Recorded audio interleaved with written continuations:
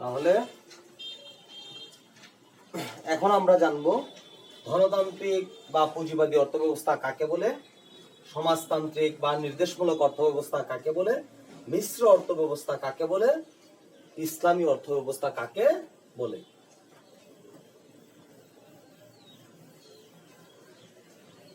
তাহলে প্রথমেই 4 ধরনের অর্থব্যবস্থার মধ্যে ধনতান্ত্রিক বা পুঁজিবাদী অর্থ ব্যবস্থা।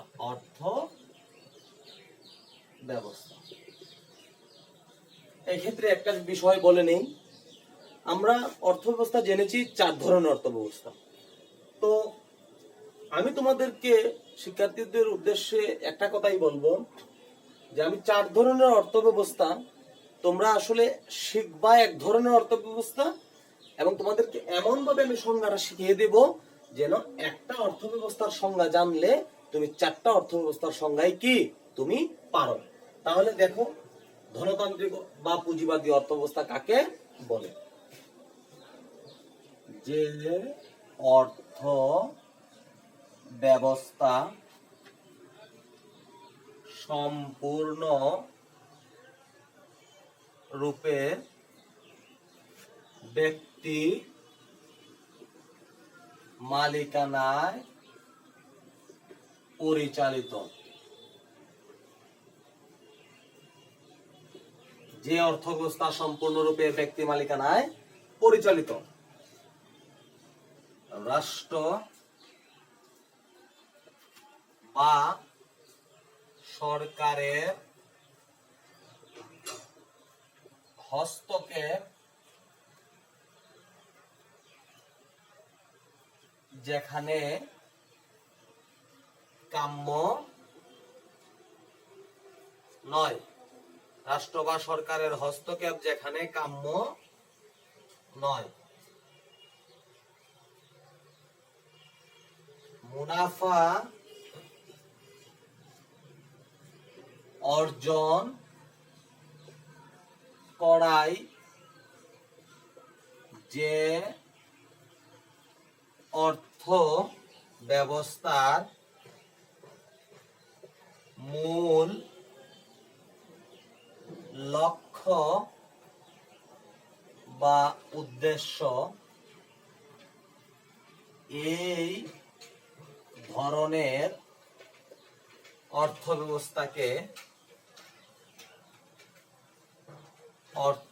ব্যবস্থাকে ধনতান্ত্রিক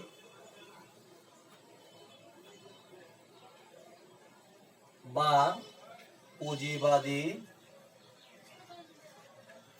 অর্থ ব্যবস্থা বলে।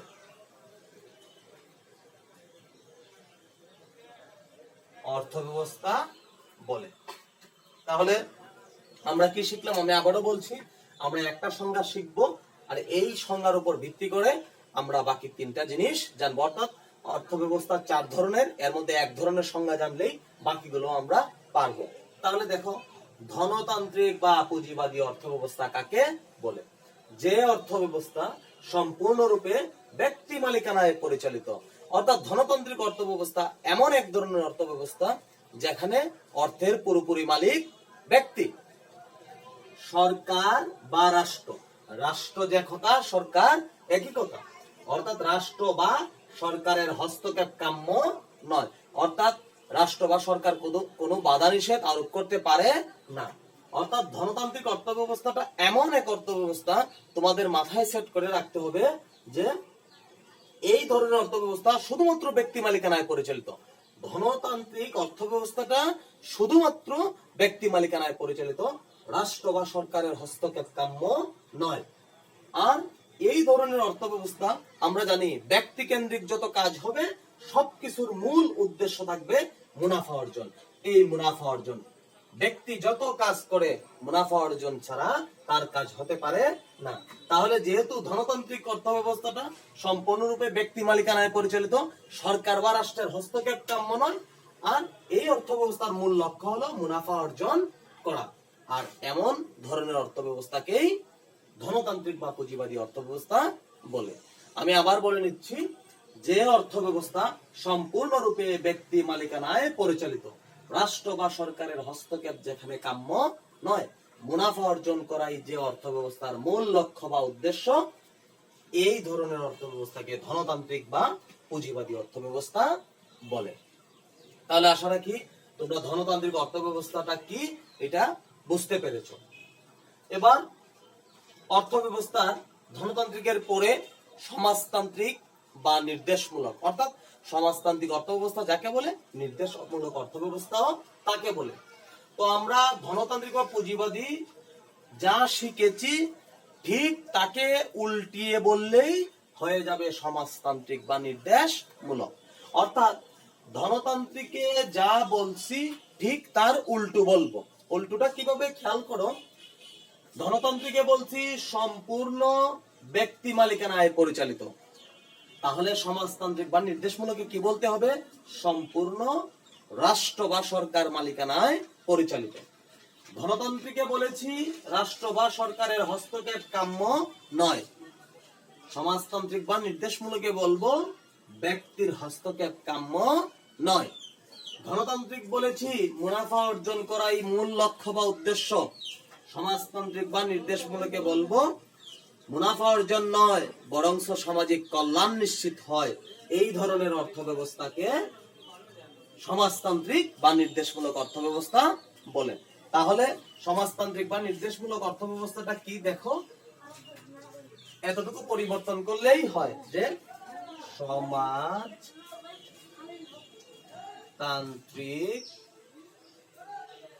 বা নির্দেশমূলক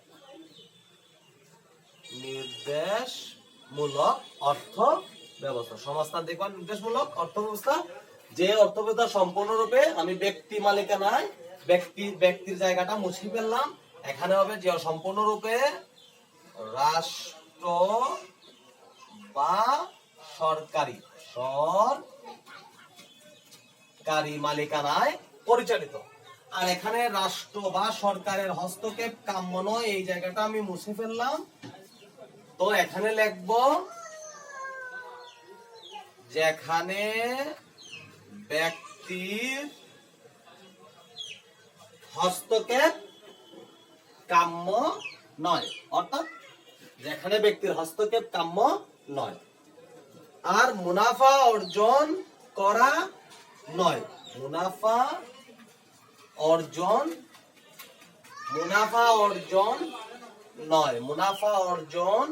নয় বরং সামাজিক কল্যাণ নিশ্চিত হয়,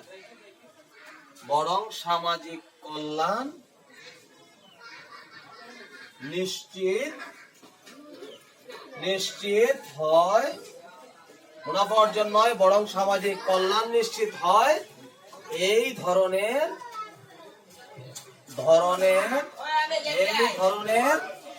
অর্থ ব্যবস্থাকে নির্দেশমূলক বা সমাজতান্ত্রিক অর্থ ব্যবস্থা বলে। নির্দেশমূলক বা সমাজতান্ত্রিক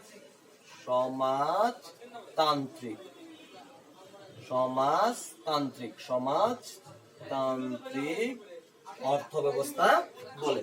তাহলে আশা রাখি তোমরা এটা বুঝেছো যে সমাজতান্ত্রিক বা নির্দেশমূলক অর্থ ব্যবস্থা হলো ধনতান্ত্রিক বা পুঁজিবাদী অর্থ ব্যবস্থার ঠিক উল্টা রূপ। অর্থাৎ ধনতান্ত্রিকে আমরা ব্যক্তিকে গুরুত্ব দিয়েছি, সরকার বা রাষ্ট্রকে দেইনি। সমাজতান্ত্রিকে আমরা ব্যক্তিকে গুরুত্ব দিব না, সরকার বা রাষ্ট্রকে গুরুত্ব দিব। ধনতান্ত্রিকে আমরা কি করেছি, ধনতান্ত্রিকে আমরা মুনাফা অর্জনকে গুরুত্ব দিয়েছি, আর সমাজতান্ত্রিকে আমরা মুনাফা অর্জন নয় বরং সামাজিক কল্যাণ। কারণ সরকার যা করে সমাজের কল্যাণের জন্য করে, আর ব্যক্তি যা করে তা অবশ্যই তার মুনাফা অর্জনের জন্য করে। যেহেতু ধনতান্ত্রিকের লগে ব্যক্তির সম্পর্ক, তাহলে মুনাফাকে গুরুত্ব দিতে হবে। আর সমাজতান্ত্রিকের লগে যেহেতু সরকার সম্পৃক্ত, আর সরকারের কাজ কল্যাণের জন্য, কিসের কল্যাণ, সামাজিক কল্যাণ। তো আশা রাখি তোমরা ধনতান্ত্রিক অর্থ ব্যবস্থা বা পুঁজিবাদী অর্থ ব্যবস্থা কাকে বলে, সমাজতান্ত্রিক বা নির্দেশমূলক অর্থ ব্যবস্থা কাকে বলে, এই দুটো বিষয় তোমরা বুঝে ফেলছো। এই পর্যায়ে আমরা আসবো মিশ্র অর্থ ব্যবস্থা। বা ইংলিশে যাকে বলে মিক্সড ইকোনমিক্স, আবার বাংলায় লিখেও আসতে পারে মিক্সড অর্থনীতি কাকে বলে। তো মিশ্র অর্থ ব্যবস্থা, মিশ্র অর্থ ব্যবস্থা, অর্থ ব্যবস্থা। তো মিশ্র ইংলিশে বলে মিক্সড। আমরা যদি একটু খেয়াল করি জিনিসটা, আসলে আমি একটু তোমাদেরকে মনে থাকে যেন একটু মজা করে বলতে চাই। মিশ্র, মিশ্রকে আমরা যদি আঞ্চলিক ভাষায় বলি, বইয়ের ভাষা মিশ্র মানে মেশানো, মেলানো, কিন্তু আমরা যদি আঞ্চলিক ভাষায় কথা বলি যে মিশ্র মানে মিয়াইলাওয়ান। অর্থাৎ ডাল আর চালে যদি একসাথে মিশ্র করা হয়, অর্থাৎ মেশানো হয়, অর্থাৎ মিয়াইলাওয়ান হয়, তাহলে ডালে চালে হয় খিচুড়ি। কিন্তু মিশ্র অর্থ ব্যবস্থা কার সাথে কারে মিয়াইলে মিশ্র অর্থ ব্যবস্থা হবে? একটু আগে খেয়াল করো যে আমরা একটু আগে কি শিখলাম, যে ধনতান্ত্রিক বা পুঁজিবাদী, ধনতান্ত্রিক বা পুঁজিবাদী অর্থ ব্যবস্থা। আর কি শিখলাম? সমাজতান্ত্রিক বা নির্দেশমূলক, নির্দেশমূলক। তাহলে ধনতান্ত্রিক বা পুঁজিবাদীর সাথে যদি সমাজতান্ত্রিক বা নির্দেশমূলক, এই দুটো জিনিসকে যদি একসাথে মিশিয়ে ফেলি তাহলে আমাদের হয়ে যাবে মিক্সড ইকোনমিক্স বা মিশ্র অর্থ ব্যবস্থা। তাহলে ডাল আর চাল মিশিয়ে খিচুড়ি বানানো খুব সহজ। তাহলে ধনতান্ত্রিক বা পুঁজিবাদী অর্থ ব্যবস্থার সাথে সমাজতান্ত্রিক বা নির্দেশমূলক অর্থ ব্যবস্থা কিভাবে মেশানো যায় একটু খেয়াল করো। আমরা ধনতান্ত্রিকে আমরা শিখেছি ব্যক্তির গুরুত্ব, আর ব্যক্তি যা করবে মুনাফার জন্য করবে। আমরা সমাজতান্ত্রিক বা নির্দেশমূলক শিখেছি ব্যক্তির গুরুত্ব নয়, বরং সরকারকে গুরুত্ব দিতে হবে, আর সরকার যা করে কি করে? মুনাফার জন্য করে না, সামাজিক কল্যাণ নিশ্চিতের জন্য করে। মিশ্র অর্থ ব্যবস্থায় যেহেতু এই দুটোকে একসাথে মিশাতে হবে, এক্ষেত্রে আমাকে ধনতান্ত্রিক বা পুঁজিবাদী কাকে বলে এটার সাথে পাশাপাশি রাখতে হবে সমাজতান্ত্রিক বা নির্দেশমূলক অর্থ ব্যবস্থা। তাহলে একটার সাথে আরেকটা যদি পাশাপাশি রেখে দেই তাহলে দুইটা জিনিসকে একসঙ্গে করানো হলো, আর দুটো জিনিসকে একসাথে করানো হওয়া মানেই হলো মেশানো। আর যদি এই দুটো জিনিসকে একসাথে করানো মানে মেশানো, তাহলে আমার হয়ে গেল মিক্সড ইকোনমিক্স বা মিশ্র অর্থ ব্যবস্থা। তাহলে দেখো, যে অর্থ ব্যবস্থা, সেম আগের কথা বলবো, যে অর্থ ব্যবস্থা ব্যক্তি মালিকানায় পরিচালিত, সরকার বা রাষ্ট্রীয় মালিকানা, যেখানে কি হস্তক্ষেপ করতে পারে না, মুনাফা অর্জন করাই যে অর্থ ব্যবস্থার মূল লক্ষ্য বা উদ্দেশ্য। পাশাপাশি তাহলে সমাজতান্ত্রিকের সংগ্রহ আমরা শিখেছি। এখন আমরা মিশ্র অর্থ ব্যবস্থার সংজ্ঞাটা এইভাবে দিব, যে অর্থ ব্যবস্থা ব্যক্তি মালিকানার পাশাপাশি রাষ্ট্রীয় মালিকানাও স্বীকৃত, যেখানে মুনাফা অর্জনের পাশাপাশি সামাজিক কল্যাণও নিশ্চিত হয়। অর্থাৎ ব্যক্তির পাশাপাশি সরকারি মালিকানাও নিয়ন্ত্রিত, আবার মুনাফা অর্জনের পাশাপাশি সামাজিক কল্যাণও নিশ্চিত হয়। অর্থাৎ ব্যক্তিরও গুরুত্ব আছে, সরকারেরও গুরুত্ব আছে, মুনাফা অর্জনও হলো, আবার কি এই সামাজিক কল্যাণও হলো। এই ধরনের অর্থ ব্যবস্থাকে মিশ্র অর্থ ব্যবস্থা বলে। তাহলে মিশ্র অর্থ ব্যবস্থা কাকে বলে? যে অর্থ ব্যবস্থা ব্যক্তি মালিকানার পাশাপাশি রাষ্ট্রীয় মালিকানা স্বীকৃত, যেখানে মুনাফা অর্জনের পাশাপাশি সামাজিক কল্যাণ নিশ্চিত হয়, এই ধরনের অর্থ ব্যবস্থাকে মিশ্র অর্থ ব্যবস্থা বা মিক্সড ইকোনমিক্স বা মিক্সড অর্থনীতি বলে। তো আমরা তিনটা অর্থ ব্যবস্থা জানলাম। এ পর্যায়ে আমরা সর্বশেষ অর্থ ব্যবস্থা, যাকে বলে ইসলামী অর্থ ব্যবস্থা, এই ইসলামী অর্থ ব্যবস্থা নিয়ে আমরা কথা বলবো। ইসলামী অর্থ ব্যবস্থা, ইসলামী অর্থ ব্যবস্থা। তাহলে এই যে ইসলামী অর্থ ব্যবস্থা কাকে বলে? আমরা ধনতান্ত্রিক বা পুঁজিবাদী, সমাজতান্ত্রিক বা নির্দেশমূলক অর্থ ব্যবস্থা সম্পর্কে আমরা জেনেছি, মিশ্র অর্থ ব্যবস্থা সম্পর্কে জেনেছি। এই তিন ধরনের মধ্যে সম্পূর্ণ এক ব্যতিক্রম অর্থ ব্যবস্থার নাম হচ্ছে গিয়ে ইসলামী অর্থ ব্যবস্থা। অর্থাৎ যে অর্থ ব্যবস্থা পবিত্র কুরআন ও সুন্নাহর আলোকে পরিচালিত হয়, যেখানে হালালকে হালাল, হারামকে হারাম, ভালোকে ভালো, মন্দকে মন্দ, এই ধরনের অর্থ ব্যবস্থাকে ইসলামী অর্থ ব্যবস্থা বলে। তাহলে যে অর্থ ব্যবস্থা পবিত্র কুরআন ও সুন্নাহর আলোকে পরিচালিত তাকে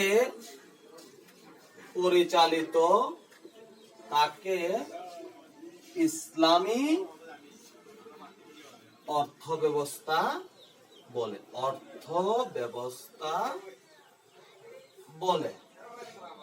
তাহলে যে অর্থ ব্যবস্থা পবিত্র কোরআন ও সুন্নাহর আলোকে পরিচালিত হয় তাকে ইসলামী অর্থ ব্যবস্থা বলে। তাহলে আমরা কি 4 ধরনের অর্থ ব্যবস্থা সম্পর্কে জানলাম। এরপর আমরা যে বিষয় নিয়ে কথা বলবো সেটা হলো গিয়ে সম উৎপাদন রেখা। সম উৎপাদন রেখা। সম মানে সমান, উৎপাদন অর্থাৎ সম উৎপাদন রেখা যে রেখা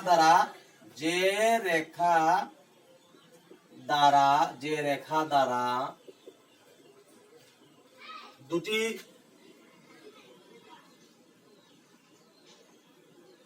উৎপন্ন অথবা যে রেখার প্রতিটি বিন্দু দ্বারা সমান উৎপাদন নির্দেশ করা হয় তাকে সম উৎপাদন রেখা বলে। যে রেখার প্রতিটি বিন্দু দ্বারা সমান উৎপাদন নির্দেশ করা হয় তাকে সম উৎপাদন রেখা বলে। সহজ কথায় মনে রাখলেই হলো। তাহলে আমরা সম উৎপাদন রেখা সম্পর্কেও কি জানলাম। সম উৎপাদন রেখার পরে আমাদেরকে আসতে হবে কি সুযোগ ব্যয় ধারণা। ইংলিশে বলে কি অপরচুনিটি কস্ট। সুযোগ ব্যয় হলো সুযোগ ব্যয় নিয়ে একজন অর্থনীতিবিদ খুব গ্রহণযোগ্য কথাবার্তা বলেছেন। ওনার নাম হলো অধ্যাপক বেনহাম সুযোগ ব্যয় নিয়ে অত্যন্ত গুরুত্বপূর্ণ কথা বলেছেন। বেনহামের সংজ্ঞাটা আমরা প্রত্যেকেই কি শিখে রাখবো। তো সুযোগ ব্যয় কি বা অপরচুনিটি কস্ট কাকে বলে? সুযোগ ব্যয় হলো এমন একটা বিষয়, একটা জিনিস পেতে গেলে আরেকটা জিনিস ছাড়তে হবে, অর্থাৎ ত্যাগ করতে হবে। একটা ছেড়ে আরেকটা পাওয়ার নামই হলো গিয়া কি সুযোগ ব্যয়। অর্থাৎ অর্থনীতিতে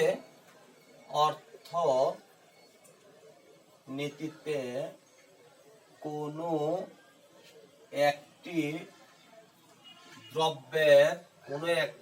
দ্রব্যের অতিরিক্ত এক একক উৎপাদন পাওয়ার জন্য অপর দ্রব্যের উৎপাদন যতটুকু ছেড়ে দিতে হয় বা ত্যাগ করতে হয় তাকে সুযোগ ব্যয় ধারণা বলে। অর্থাৎ সুযোগ ব্যয় কি অর্থনীতিতে কোনো একটি দ্রব্যের অতিরিক্ত এক একক উৎপাদন পাওয়ার জন্য অপর দ্রব্যের উৎপাদন যতটুকু ছেড়ে দিতে হয় বা ত্যাগ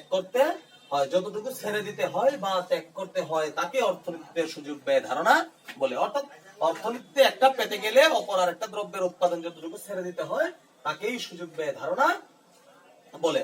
সুযোগ ব্যয় ধারণাটা আমরা আবার চিত্র সহ কি ব্যাখ্যা করতে পারি, যে কি সুযোগ ব্যয় ধারণাটা আমাদের চিত্র সহ ব্যাখ্যা করতে পারি। এবং এই সুযোগ ব্যয় ধারণাটা আমরা যদি চিত্রগত ব্যাখ্যা করি তাহলে এই সুযোগ ব্যয় ধারণাটা আমরা কি উৎপাদন সম্ভাবনা রেখার সাহায্যে আমরা কি করতে পারি ব্যাখ্যা করতে পারি। এই উৎপাদন সম্ভাবনা রেখাকে সংক্ষেপে কি বলে পিপিসি। পিপিসি মানে কি তা production, PRODUCTION, production possibility, POSSIBIL possibility Y, production possibility curve, CURV, production possibility curve. Production মানে উৎপাদন, পসিবিলিটি মানে সম্ভাবনা, আর কার্ভ মানে রেখা। এই পিপিসি কে আবার কোন কোন বইয়ে পিপিএফ ও বলা হয়, মানে প্রোডাকশন পসিবিলিটি, আর হচ্ছে গিয়ে কি এফ মানে ফ্রন্টিয়ার, এফ মানে ফ্রন্টিয়ার। তাহলে সুযোগ ব্যয় ধারণা, পিপিসি যে কথা, পিপিএফ একই কথা, এবং প্রোডাকশন পসিবিলিটি কার্ভ মানে উৎপাদন সম্ভাবনা রেখা। তাহলে এই সুযোগ ব্যয় ধারণাটিকে যখন আমরা চিত্রগত ব্যাখ্যা করব, তখন আমরা প্রোডাকশন পসিবিলিটি কার্ভের সাহায্যে আমরা ব্যাখ্যা করতে পারবো।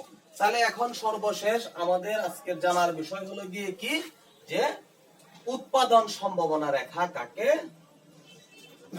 বলে। উৎপাদন সম্ভাবনা রেখা, উৎপাদন সম্ভাবনা রেখা, সংক্ষেপে যাকে বলে পিপিসি অথবা পিপিএফ। এটা তাহলে যে রেখার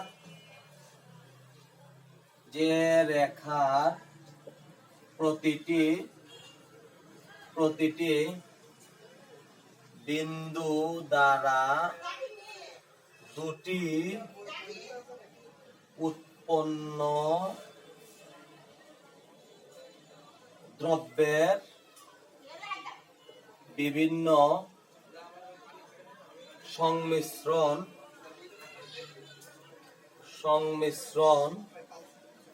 নির্দেশ করে তাকে উৎপাদন সম্ভাবনা রেখা বলে।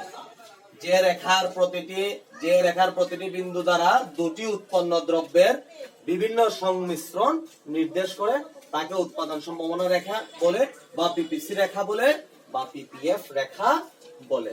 তাহলে আমরা আজকে এই অর্থনীতি প্রথম পত্র প্রথম অধ্যায়ের মৌলিক অর্থনৈতিক সমস্যা ও এর সমাধানের মধ্যে আমরা কি শিখলাম?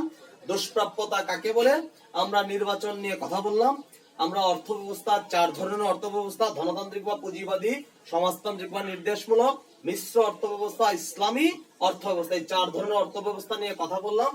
আমরা সম উৎপাদন রেখা কাকে বলে শিখলাম, আমরা সুযোগ ব্যয় ধারণা সম্পর্কে জানলাম, উৎপাদন সম্ভাবনা রেখা সম্পর্কে জানলাম, এবং মৌলিক অর্থনৈতিক সমস্যা নিয়ে কোন অর্থনীতিবিদ কথা বলেছেন, মৌলিক অর্থনৈতিক সমস্যা কয়টি ও কি কি, এগুলো নিয়ে আমরা কি কথা বললাম। তো আগামী ক্লাসে এই প্রথম পত্র প্রথম অধ্যায়ের আমরা মৌলিক অর্থনৈতিক সমস্যা 3 ধরনের, এই 3 ধরনের চিত্রগত ব্যাখ্যা, সুযোগ ব্যয় ধারণার চিত্রগত ব্যাখ্যা নিয়ে কথা বলবো, ব্যষ্টিক অর্থনীতি, সমষ্টিক অর্থনীতি নিয়ে কথা বলবো। তো ভালো থাকো, আজকে এতটুকুই।